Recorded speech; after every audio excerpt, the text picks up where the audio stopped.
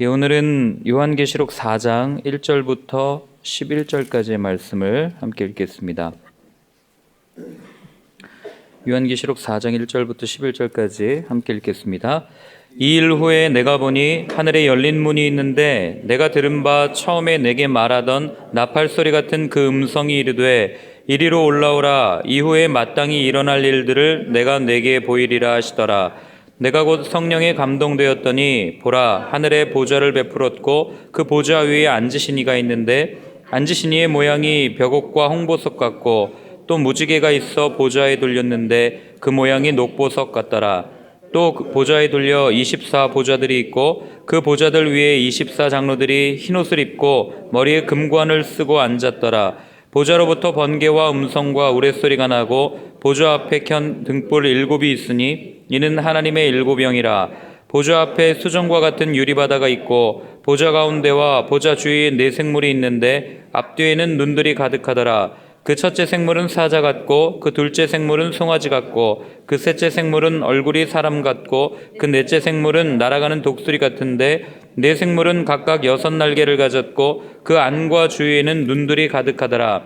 그들이 밤낮 쉬지 않고 이르기를 거룩하다 거룩하다 거룩하다 주 하나님 곧 전능하신 이여 전에도 계셨고 이제도 계시고 장차 오실 이시라 하고 그 생물들이 보좌에 앉으사 세세토록 살아계시는 이에게 영광과 존귀와 감사를 돌릴 때에 24 장로들이 보좌에 앉으신 이 앞에 엎드려 세세토록 살아계시는 이에게 경배하고 자기의 관을 보좌 앞에 드리며 이르되 우리 주 하나님이여 영광과 존귀와 권능을 받으시는 것이 합당하오니 주께서 만물을 지으신지라 만물이 주의 뜻대로 있었고 또 지으심을 받았나이다 하더라. 아멘.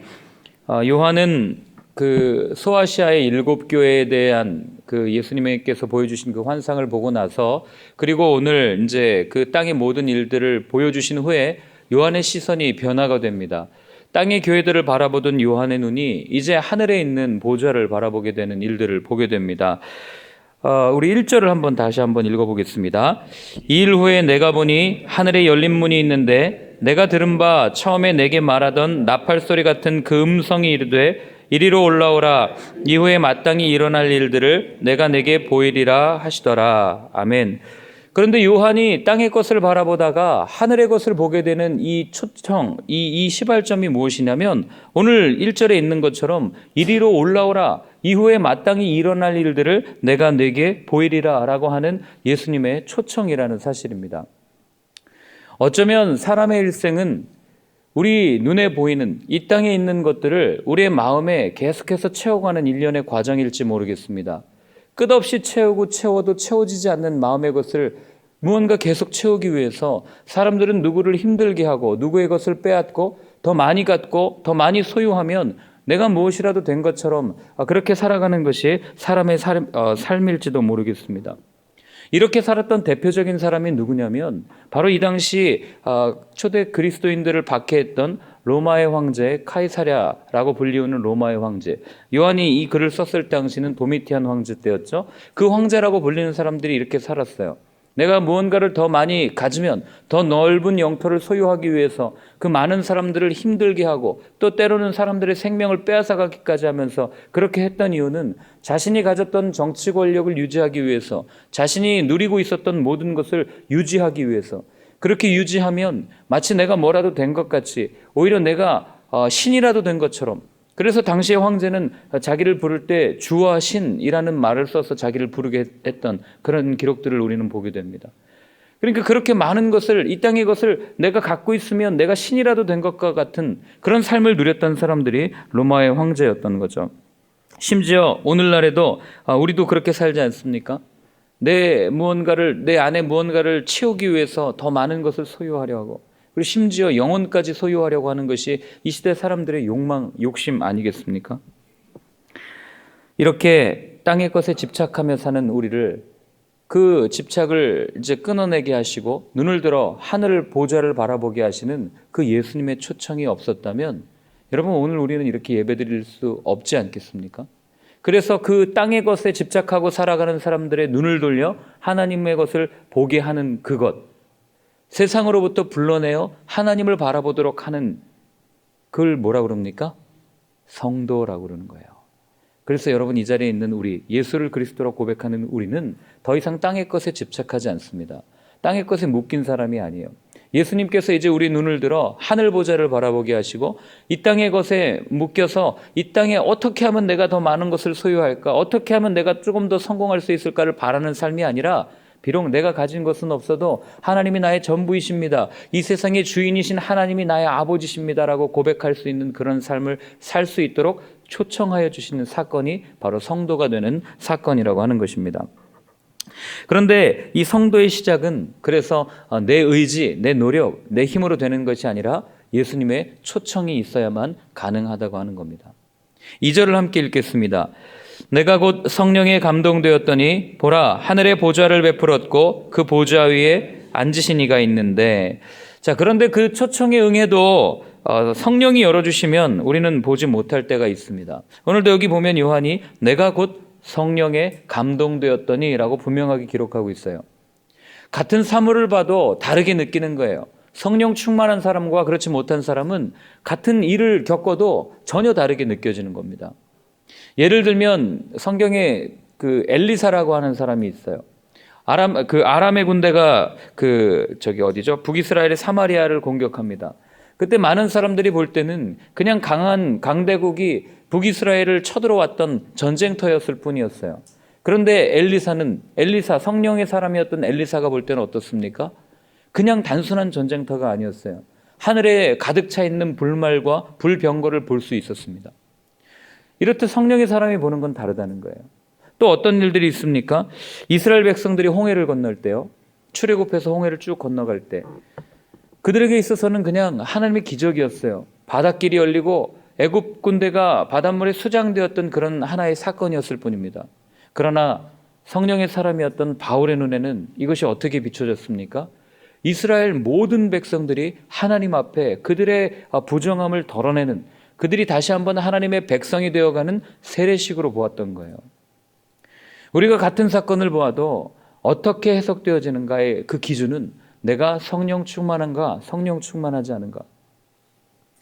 마찬가지로요, 우리가 드리는 예배는 세상 사람들이 볼 때는 그냥 사람들의 모임에 불과합니다.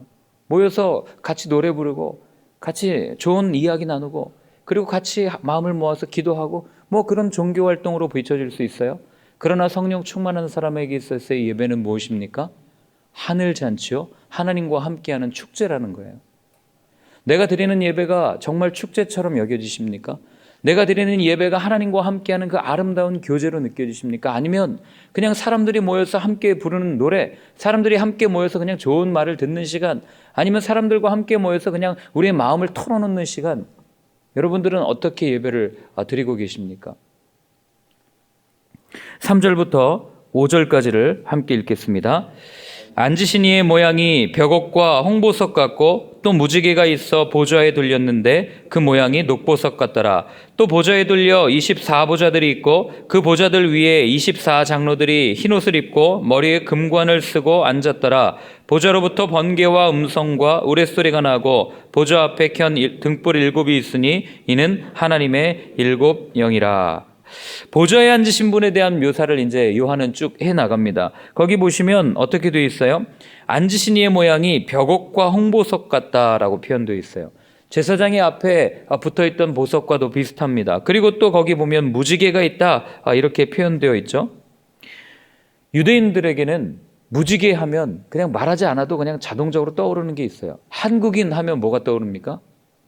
김치 이런 거 떠오르지 않습니까? 고추장 이런 거 떠오르는데, 유대인들에게 있어서의 무지개, 그럼 뭐가 떠오르겠어요? 노아의 홍수가 떠오르는 거예요. 그들에게 있어서는 다시는 심판을 내리지 않겠다고 하는, 심판으로부터 보호하신다고 하는 그 하나님의 보호하심, 하나님의 지키심이 이 무지개라는 단어를 보면 딱 떠올랐던 거예요. 마치 초대교회 사람들이 물고기 모양을 그려놓고 iktusu, 살아계신 하나님의 아들 예수 그리스도, 이거를 앞글자만 따면 iktusu거든요. 그 물고기 모양을 딱 그려놓으면 그게 뭐예요? 나는 그리스도인입니다라는 비유와 상징을 가지고 있었듯이, 무지개 하면 하나님께서 우리를 지키시고 보호해 주십니다라는 것을 이들은 알고 있었던 거죠. 그러니까 요한이 볼 때 하나님이 어떤 하나님이에요? 보좌에 앉아 계신 우리 주님이 어떤 주님이에요? 이 모든 박해로부터 우리를 지켜주시고 보호하실 분, 그것을 무지개라는 단어를 통해서 주님은 우리에게 말씀해주고 있는 겁니다. 그리고 거기에 보면 24장로 24보좌, 이게 무엇을 의미하는가? 그래서 어떤 이단은 이 지파 또는 이 보좌, 여기에 수가 차지 않으면 우리는 천국에 못 갑니다, 뭐 이런 이상한 헛소리를 하는데, 이거 헛소리입니다. 이게 무엇을 상징하냐면 24는 완전수예요.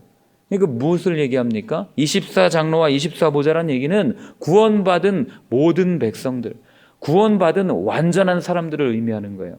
그 사람들이 앉아서 무엇을 합니까? 거기 보면 머리에 쓴 흰 옷을 입고, 거룩을 상징하는, 더 이상 부정하지 않은 흰 옷을 입고 머리에 금관을 쓰고 앉았더라. 이 얘기는 이제 완전하게 구원받은 사람들이 완전한 모습으로 하나님 앞에 온전하게 서 있는 모습을 그대로 이야기해주고 있는 것을 보게 됩니다. 그랬더니 그 다음에 5절에 보면 보좌로부터 번개와 음성과 우레소리가 났다라고 표현되어 있습니다. 유대인들에게 이 번개, 무엇이 떠오르겠어요? 신의 산에서 임하시던 그 하나님의 임재, 그죠? 우레소리, 구름으로 가득 차 있던 신의 산의 그 영광스러운 모습, 즉 여기에 나와 있는 번개와 음성과 우레소리라고 하는 것은 하나님께서 임재하셨다라는 것을 그들에게는 말하지 않아도 아는 거예요. 그러니까 그 주님께서 앉아 계신 보좌는 어떤 보좌예요? 하나님이 함께 앉아 있는 그런 영광스러운 보좌. 그리고 그 보좌 앞에 누가 서 있어요? 박해 가운데 있지만 그 믿음을 끝까지 지켰던 거룩한 사람들, 그들이 하나님 앞에서 서 있는 모습을 요한은 보게 된 것입니다. 그러니 박해 가운데 있는 성도들이 이 말씀을 들었을 때 여러분 얼마나 큰 위안이 되었겠어요. 지금은 내가 비록 내 아이가 죽고 내 남편이 죽고 또 때로는 우리가 길거리에 나가서 그렇게 돌에 맞고 있지만, 그러나 이 믿음을 끝까지 지킨 후에 우리에게 주어지는 그 보좌는 그토록 바라던 그 하나님과 함께 앉아있는 그 보좌, 그토록 바라던 정결한 모습으로 앉아있는 그 보좌를 이들이 보았던 겁니다. 6절을 읽겠습니다. 보좌 앞에 수정과 같은 유리바다가 있고 보좌 가운데와 보좌 주위에 네 생물이 있는데 앞뒤에 눈들이 가득하더라. 그리고 그 보좌 앞에는 수정과 같은 유리바다라고 표현되어 있어요. 얼마나 깨끗하고 얼마나 아름다운 바다였는지. 그런데 이것이 진짜 바다였는가? 그렇게 학자들은 보지 않습니다. 왜냐하면 당시에는 유리를 가공하는 그 기술이 오늘날처럼 이렇게 안경을 깎듯이 이렇게 정밀하게 그런 유리를 만들 수 있는 상황이 아니었어요. 그래서 어떻게 해석하냐면 이 유리바다는 실제 바다라기보다는 하나님을 만나는 장소의 완벽함을 요한이 이렇게 표현을 한 겁니다. 이게 무엇과 비교돼요? 여러분 뭐 예루살렘에 가든 로마에 가든 어디를 가든 또는 오늘날 청와대에 가든 이 왕이라고 하는 사람이 손님을 맞이하는 방이 있습니다. 그 방은 화려하게 꾸며놔요. 접견실이라고 하죠. 그래서 누가 보더라도 이것은 이 사람이 이런 권력을 갖고 있구나, 이런 힘을 갖고 있구나, 이렇게 알 수 있도록 접견실을 화려하게 꾸며놓습니다. 그런데 오늘 요한이 본 건 뭐예요? 로마의 황제 카이사르가 가지고 있던 접견실과는 비교도 되지 않는 하나님의 접견실, 하나님을 만나는 그 장소가 어떻다고요? 유리바다처럼 그렇게 정밀하고 아름답고 깨끗함을 오늘 우리한테 이야기를 해주고 있는 겁니다. 이어서 무엇을 말해줍니까? 7절과 8절 읽겠습니다. 그 첫째 생물은 사자 같고 그 둘째 생물은 송아지 같고 그 셋째 생물은 얼굴이 사람 같고 그 넷째 생물은 날아가는 독수리 같은데 네 생물은 각각 6날개를 가졌고 그 안과 주위에는 눈들이 가득하더라. 여기까지요. 자, 거기 봤더니 또 어디선가 익숙한 생물이 하나 딱 서 있는 겁니다. 근데 그 생물의 모양을 봤더니 첫째는 사자 같고 둘째는 송아지 같고 셋째는 사람 같고 넷째는 독수리 같은 거예요. 여러분 이거 어디서 보지 않으셨습니까? 통독을 쭉 해오신 분이라면 이거 어디서 읽었을 텐데요. 맞습니다. 에스겔서 1장에 에스겔이 보았던 환상이랑 똑같아요. 사자의 얼굴, 사람의 얼굴, 송아지의 얼굴, 그리고 독수리의 얼굴. 어떤 학자들은 이거를 이렇게 해석해요. 이 동물들 중에 가장 으뜸이 되는 게 사자고, 가축들 중에 가장 으뜸이 되는 게 송아지고, 만물에 가장 으뜸이 되는 게 사람이고, 날아다니는 것들에 가장 으뜸이 되는 게 독수리다. 그래서 이 네 생물은 살아있는 모든 생물의 최고 으뜸을 상징한다. 이렇게 해석하기도 합니다. 사실 이 내 생물이 무엇을 의미하는지는 정확히 알 수는 없어요. 우리가 천국에 가면 분명히 알게 되겠죠. 그러나 요한이 보았던 건 뭐예요? 모든 것들의 으뜸이 되는 그 생물이 그 보좌 옆에 있는 거예요. 에스겔서와의 조금의 차이점은 뭐냐면 에스겔서에는 바퀴가 있었어요. 근데 이 바퀴는 사방으로 움직입니다. 그리고 그 바퀴 안에는 눈들이 들어있어요. 근데 오늘 계시록에는 그 바퀴 대신 뭐가 달렸어요? 6날개가 달렸습니다. 그리고 거기에는 동일하게 눈들이 가득 차 있다. 이 동일한 거예요. 바퀴가 사방으로 움직이는 바퀴, 날개는 무엇을 상징합니까? 어디로든지 신속하게 움직일 수 있는 것을 상징해요. 눈들이 가득하다는 건 뭘 얘기해요? 어떤 것도 보지 못할 것이 없고 해석되지 않을 것이 없는 거예요. 이해되지 않는 게 없는 거예요. 결국 내 생물은 무엇을 상징합니까? 하나님의 전능하심. 모든 것을 하실 수 있는 그 하나님을 오늘 이 내 생물이 우리한테 이야기를 해주고 있는 겁니다. 그런데 이 내 생물이 앉아서 뭐라고 그러냐면 8절 후반절 한번 읽을까요? 그들이 밤낮 쉬지 않고 이르기를 거룩하다 거룩하다 거룩하다 주 하나님 곧 전능하시니여 전에도 계셨고 이제도 계시고 장차 오실 이시라 하고 거룩하다 거룩하다 거룩하다. 여러분 성경 읽다가 이 유대인들의 사고를 우리가 이제 좀 알아야 되는데 3번 반복해서 나타내는 표현이 뭔지는 아시죠? 완전수예요. 3도. 그래서 베드로가 3번 부인했다는 얘기는 어떤 얘기예요? 그냥 나 모릅니다 나 모릅니다 나 모릅니다 횟수의 3번이 아니에요. 자기의 모든 존재를 걸고 나는 모른다라고 완전하게 부인한 걸 상징합니다. 그럼 오늘 여기에서 거룩하다 거룩하다 거룩하다 얘기한 건 뭡니까? 사람의 말로 형언할 수 없는 그 거룩의 완전함을 오늘 요한이 우리한테 이야기해 주는 겁니다. 주 하나님 곧 전능하시니요 전에도 계셨고 이제도 계시고 장차 오실 이시라. 전에도 계셨고 이제도 계시고. 한국어 성경은 과거, 현재, 미래를 쓰지만 이 히브리어 성경은 현재, 과거, 미래를 씁니다. 이 시제에 좀 차이가 있는데 같은 의미죠. 그런데 여러분 이거 어디서 많이 보셨죠? 이 표현도. 요한계시록 1장에 나는 알파와 오메가라. 그리고 이걸 영어로 보면요. 제 영어 잘 못하지만 영어로는 이렇게 표현되어 있어요. Who is, who was, and who is to come. and who is to come 이렇게 표현되어 있어요. 이게 뭐예요? 이거 어디서 많이 보셨죠? 이거 다른 말로 번역하면 출애굽기 3장에 하나님이 뭐라고 그래요? I am who I am. 구약에서부터 계시됐던 그 하나님의 모습이 여기 그대로 나타나 있는 거예요.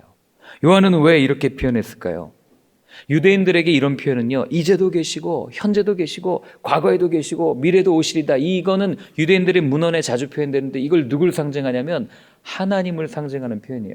그런데 그 하나님이 왜 과거, 현재, 미래 이런 시제를 표현해서 사용하냐면 이게 이사야서에 정확하게 나오는데 이 하나님께서 과거에도 우리와 함께 계셨고 지금도 우리의 고난 가운데 우리의 박해 가운데 함께 계시지만 그 하나님이 앞으로 하나님께서 펼치실 그 하나님의 나라에도 우리와 함께 하실 것입니다 라는 함축적 의미를 담고 있는 표현입니다.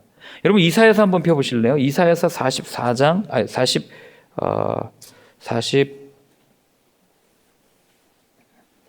44장 1절부터 6절까지요. 44장 1절부터 6절까지 함께 읽겠습니다. 나의 종 야곱, 내가 택한 이스라엘아, 이제 들으라. 너를 만들고 너를 모태에서부터 지어낸 너를 도와줄 여호와가 이같이 말하노라. 나의 종 야곱, 내가 택한 여수르나 두려워하지 말라. 나는 목마른 자들에게 물을 주며 마른 땅에 시내가 흐르게 하며 나의 영을 내 자손에게 나의 복을 내 후손에게 부어주리니 그들이 풀 가운데에서 솟아나기를 시냇가에 버들같이 할 것이라. 한 사람은 이르기를 나는 여호와께 속하였다 할 것이며 또 한 사람은 야곱의 이름으로 자기를 부를 것이며 또 다른 사람은 자기가 여호와께 속하였음을 그의 손으로 기록하고 이스라엘의 이름으로 존귀 여김을 받으리라. 이스라엘의 왕인 여호와 이스라엘의 구원자인 만군의 여호와가 이같이 말하노라. 나는 처음이요 나는 마지막이라. 나 외에 다른 신이 없느니라. 아멘. 자, 여기 보시면 1절부터 그 2절까지는 뭐예요? 너를 만들었고 너를 모태에서부터 지었고 과거죠. 그 다음에 너를 불렀다. 그런데 2절 후반절부터는 뭐라 그럽니까? 두려워하지 말라. 현재형입니다. 목마른 자에게 물을 줄 거다. 마른 땅에 시내가 흐르게 할 거다. 나의 영을 부어줄 거다. 고난 가운데 있지만, 메마른 땅에 있지만 시냇물을 부어줄 거다. 오늘날에도 함께 하실 그 하나님의 모습이 드러나고, 그 다음에 4절부터 마지막은 뭐예요? 어떻게 할 거야. 이제 버들같이 자라게 할 거야. 그리고 기록할 거야. 야곱의 후손이라고 부르게 할 거야. 미래에 하나님께서 함께 하실 것을 표현하는 거예요. 그러니까 이 말씀들을 읽을 때, 이 표현을 읽을 때 이스라엘 백성들이 느꼈던 마음은 뭐예요?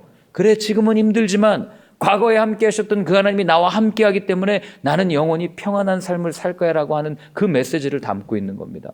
그러니까 요한이 이 말을 할 때는 뭐예요? 과거에 하나님께서 모든 역사를 주관하셨고 우리를 불러주셨고 우리를 선택한 그 백성 되신 그 하나님 되신 분이 애굽에서도 우리를 건져내셨고 바벨론에서도 우리를 보호하셨고 지금 고난당하고 있지만 그 우리를 불러내셨던 그 하나님께서 설마 로마로부터 우리를 보호하지 못하겠느냐, 그 얘기를 하고 있는 겁니다.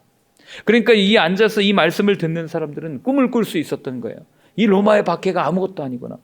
이것을 통해서 하나님이 우리를 지키시고 그리고 결국에는 승리를 주시는 그 하나님을 꿈꿀 수 있도록 해주었던 말이 바로 이제도 계시고 전에도 계셨고 장차 오실리다 라고 하는 표현입니다.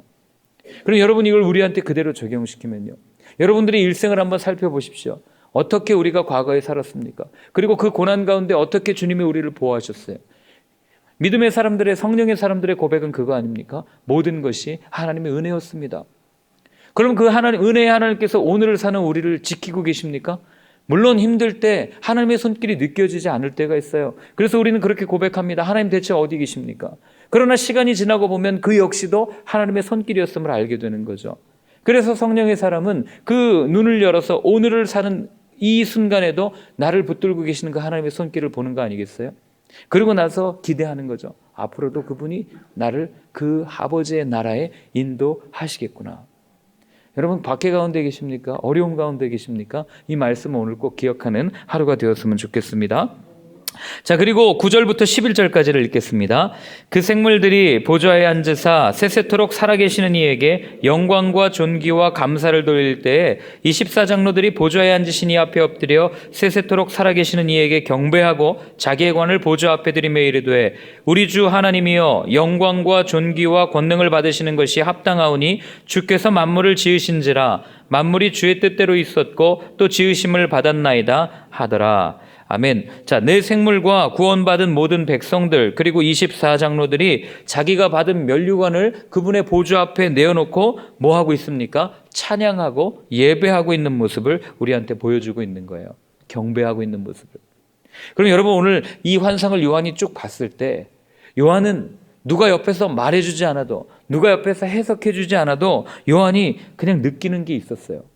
뭘 느꼈겠어요? 우리 거기도 보면 그 10절에도 보면요, 그 보좌에 앉으신 이 앞에 엎드려 세세토록 살아계신 이에게 경배하고 자기의 관을 보좌 앞에 드리며, 이런 표현들을 읽을 때 요한은 어떤 걸 느꼈겠습니까?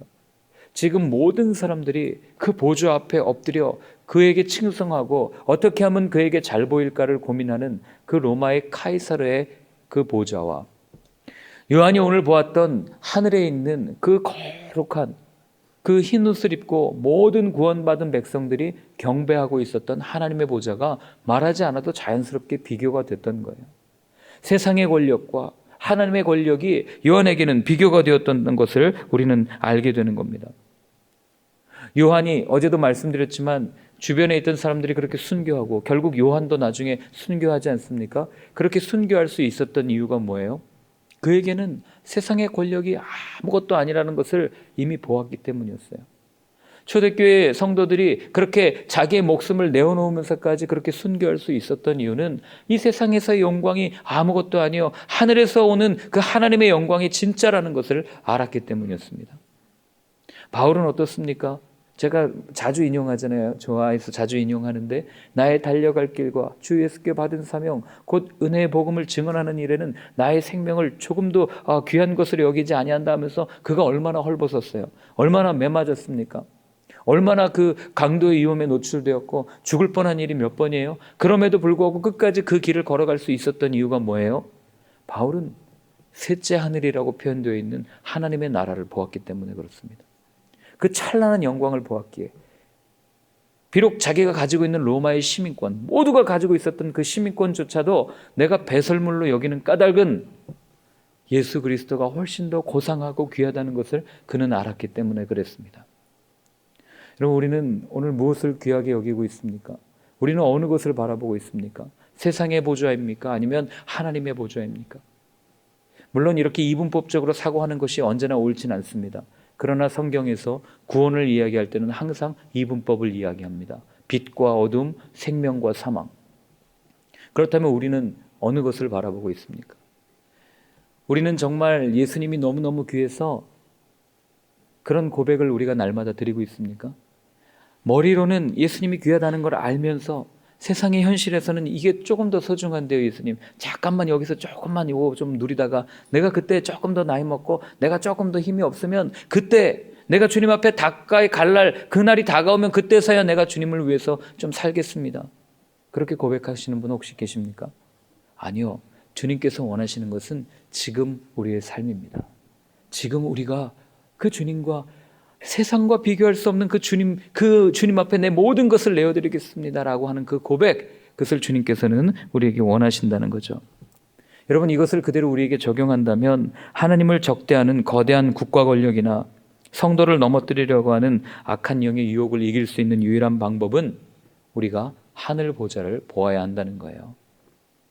세상과 비교할래야 비교할 수 없는 그 하나님의 나라의 보좌. 그런데 여러분, 악한 영은 이걸 끊임없이 못 보게 만들어놔요. 그래서 처음에도 제가 말씀드렸지만 끊임없이 세상의 것에 집착하도록 만들어버립니다. 그리고 세상의 것이 전부인 것처럼 얘기해요. 그러나 기억하십시오. 성경에 나오는 믿음의 사람들은 어려울수록 하나님을 바라보았습니다. 다윗, 골리앗과 싸울 때 뭐라 그래요? 그의 고백에 딱 드러나잖아요. 너는 칼과 단창으로 나오지만 나는 뭘로 나간다고요? 만군의 여호와의 이름으로 나아갑니다. 그게 뭐예요? 하나님을 바라보며 나아갑니다. 그리고 베드로는요, 죽을 수밖에 없었잖아요. 아까도 말씀드렸지만 완벽하게 모른다고 고백했는데 그는 가룟 유다보다 더 나쁜 사람이었어요. 사실은요. 가룟 유다는 그래도 그냥 깔끔하게 돈이라도 받고 깔끔하게 넘겼죠.